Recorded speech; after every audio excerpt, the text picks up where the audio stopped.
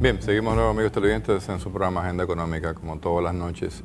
Decíamos en el segmento anterior y ampliando los comentarios de don Luis Núñez, una de las preocupaciones del gobierno es ver cómo integra una mayor parte de sectores informales hacia las actividades formales para propiciar que la presión tributaria que acaba de ser, o sea, la CEPAL acaba de publicar que República Dominicana anda por un 13.4%. 13.5, algo así. Sí, exacto, lo cual es un número bastante bajo con relación a un momento en donde estuvimos hasta casi un 15%.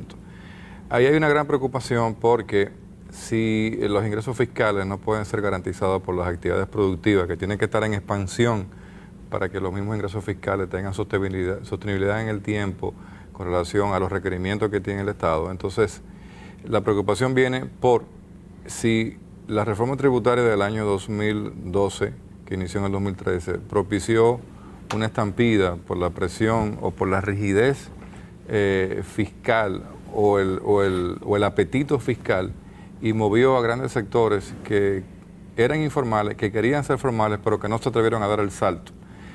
Indudablemente que teniendo una informalidad de un 57%, Luis, es casi imposible poder garantizar que el gobierno pueda en algún momento llegar a cubrir estos números como lo vemos así de diferencia en cuanto a ingresos y gastos, porque una de las cosas importantes es que el gasto es rígido en una gran proporción, pero está ahí.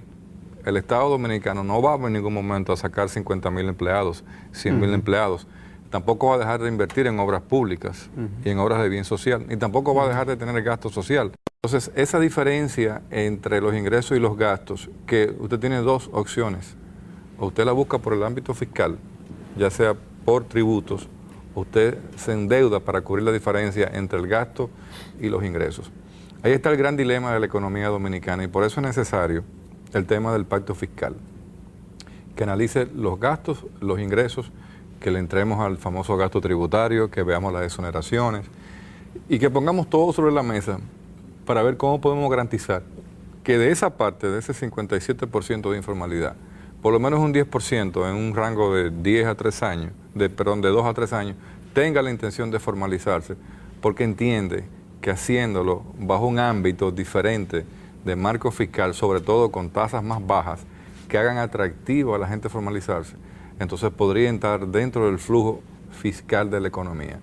Esto es necesario porque de todas formas siempre va a haber, mientras haya rigidez fiscal y hayan estas reformas en el medio y el gobierno no pueda cumplir con sus requerimientos de capital vía los ingresos de impuestos sobre la renta de la DGI, de los impuestos de la DGI, perdón, y los impuestos de aduanas, de aranceles, entonces nunca vamos a llegar a completar el rebalanceo de las finanzas públicas. Por ende, iremos siempre o a una reforma tributaria adicional o iremos siempre al financiamiento.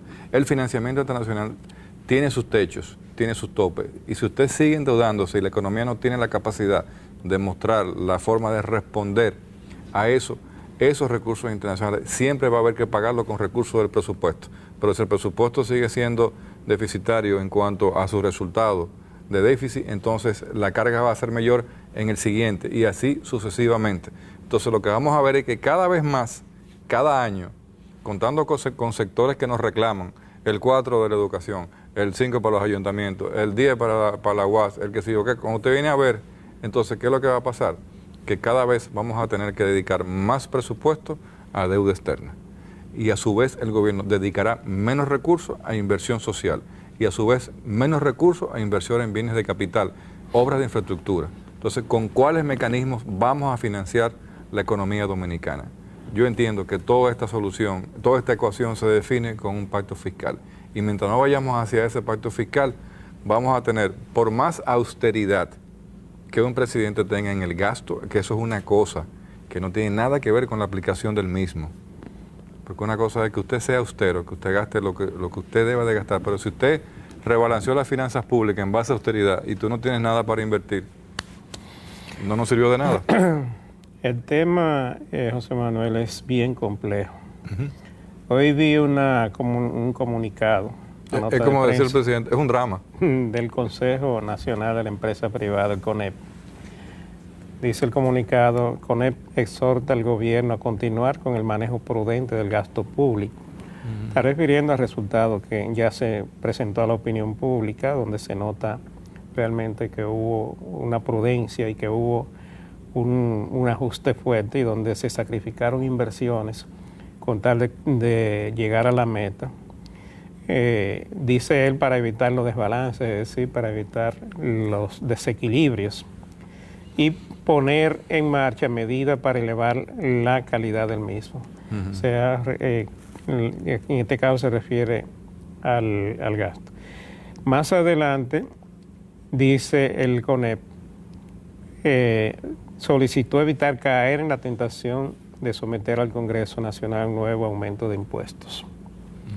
Y más adelante dice, mediante comunicado de prensa, el CONEP recordó que la Ley Orgánica de la Estrategia Nacional de Desarrollo establece la necesidad de suscribir un pacto fiscal entre todas las fuerzas económicas, sociales y políticas en el marco del Consejo Económico y Social. Recuérdate que cuando Danilo asumió, trató de consensuar en el marco del Consejo Económico y Social las medidas de política fiscal que iba a tomar, y no le fue posible porque inmediatamente comenzaron a pedir correcciones y una serie de medidas del gasto que estaban por encima de la posibilidad del gobierno, porque obviamente el gobierno no se podía cruzar de brazos con la situación económica que encontró y con la carencia ya de recursos y la necesidad de reencaminar la economía. Fíjate que este es un tema bien complejo, porque cuando tú te pones a ver los problemas que tienen las finanzas públicas en la República Dominicana, tú te encuentras con lo siguiente. Primero, un tema de presión fiscal, el cual ya tú hiciste mención. Nosotros estamos, junto con Guatemala, nosotros somos el segundo país de América Latina en baja presión. El primero es Guatemala. Después todos los otros países. Guatemala está cercano de nosotros. Después todos los países están con una presión fiscal elevada, lo que quiere decir con una proporción más elevada de los ingresos, de los impuestos con respecto al Producto Bruto Interno, lo que le da al gobierno la facilidad de disponer de los recursos para acometer las obras sociales y para apoyar al sector privado en las inversiones públicas. El otro tema es el gasto tributario. Fíjate que el tema, lo primero que te habla de la presión fiscal, y ya el CONEP se está anticipando, llamando la atención de que no se pueden incurrir en nuevos impuestos. O sea, ya ese es un primer elemento que genera y que plantea una situación. Porque ellos entienden que sale el informe de la CEPAL, cuidado si el gobierno se motiva a preparar una reforma tributaria. Pero yo leyendo así, cuando tú leías, esto está perfectamente hecho, en 4 pequeños párrafos, pero con una intención muy bien definida. Sí. Porque no son mensajes ni metamensajes, son casi posiciones reales del empresariado. O sea, cero reforma fiscal. Bueno, lo primero es austeridad, cero reforma tributaria. Vamos al pacto fiscal, son 4 elementos. Y el último, que ese no me gusta, cuando habla de es necesario superar el manejo coyuntural y sin perspectiva de sostenibilidad de la política fiscal que caracterizó la última década, lo que a su juicio ha introducido distorsiones en el sistema impositivo que afectan las capacidades productivas del país y la generación de empleos formales. Todo lo que plantea el CONEP en ese último párrafo desvirtúa los 3 primeros párrafos. Porque ahí automáticamente ellos están casi diciendo que no queremos un pacto fiscal que sea contrario a los intereses nuestros. Sin embargo, cuando tocamos el gasto tributario, ahí de una vez sacan las uñas. Y eso es parte importantísimo porque es el segundo elemento que yo te iba a mencionar. Pero claro. El gasto tributario se refiere a todas las exoneraciones de impuestos. El sacrificio fiscal que asume el gobierno. El sacrificio fiscal que hace el gobierno para todos los fines de la actividad productiva. Yo le comentaba en estos días a un amigo que he aprendido que en este país ya nadie hace una inversión que no sea poniendo sobre la mesa la necesidad de una exoneración o de un tratamiento diferenciado o especial, un acuerdo, para que no le cobren los impuestos. Entonces, yo no sé cómo es que nosotros vamos a ser competitivos y cómo que el gobierno va a poder acometer todas las obras públicas que necesita la economía, incluso para apoyar al sector privado. El otro tema crucial es el tema de la deuda pública, que ya lo hemos mencionado aquí. por el nivel de presión que le genera las finanzas públicas. Ya estamos hablando de cerca de, qué sé yo, de una proporción elevadísima de los ingresos que recibe el Estado, que tienen que ser utilizados para el servicio de la DDC, para pagar los impuestos, los intereses y la amortización del capital.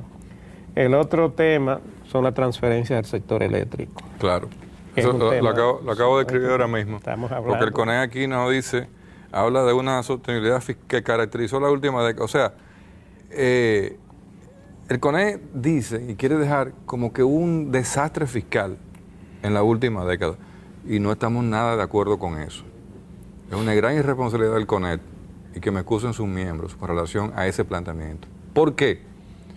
Porque así mismo como el CONE ha defendido a la inversión privada eléctrica, ¿por qué usted nos dice ahora mismo en este comunicado que el gobierno ha corrido con un tema estructural de la economía dominicana que produce déficit fiscal?